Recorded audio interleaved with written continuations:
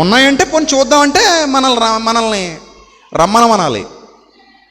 పిరుకోడు భయపడతాడు, ధైర్యవంతుడు భయపడ్డు. అవునా కదా? భయపడేవాడెవడో సాతానుగాడు భయపడాలి దేవుడికి. దేవుని సేవకుడికి, సత్యానికి అపవాది భయపడాలి. అంతే తప్ప సత్యం ఎవడి ముందు తల దించదు, సత్యం ఎవడికి తల వంచదు, సత్యం ఎవడికి భయపడదు. అది సత్యానికి ఉన్న గుండె ధైర్యం. అసత్యం ఎప్పటికీ భయపడతానే బతుకుద్ది. దొంగడు భయపడాలి, మంచోడు ఎందుకు భయపడాలి? సింహంలో వెళ్తారు, నీతిమంతులు సింహం వలె ధైర్యంగా ఉంటారట. నాతో ఫైట్ చేసేవాడు ఎవడైనా వాక్యం పట్టుకొచ్చి ఫైట్ చేయాలి.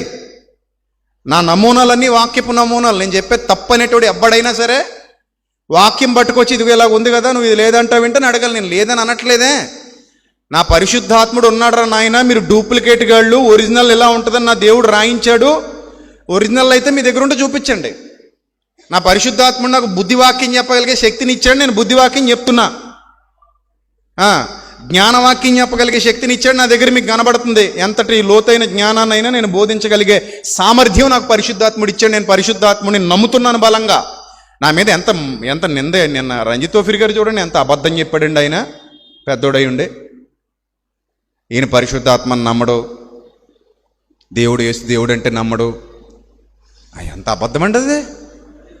మాటకి నా ప్రతి ప్రార్థనలో మీ ఆత్మశక్తిని అనుగ్రహించి తండ్రి, సంయుక్తమైన జ్ఞానమీ ప్రభువా అని అడుక్కుంటాను నా తండ్రిని. అలాంటి నా మీద ఇంత అభాండం వేయటానికి మరి ఆయనకు నోరు ఎలా వచ్చిందో నాకు అర్థం కాలేదు. సో రెండోది, ఆయన క్యాన్సర్ వ్యాధి వస్తేనేమో కీమోథెరపీ చూపించుకున్నాడు హైదరాబాదులో మంచి హాస్పిటల్ పట్టుకుని.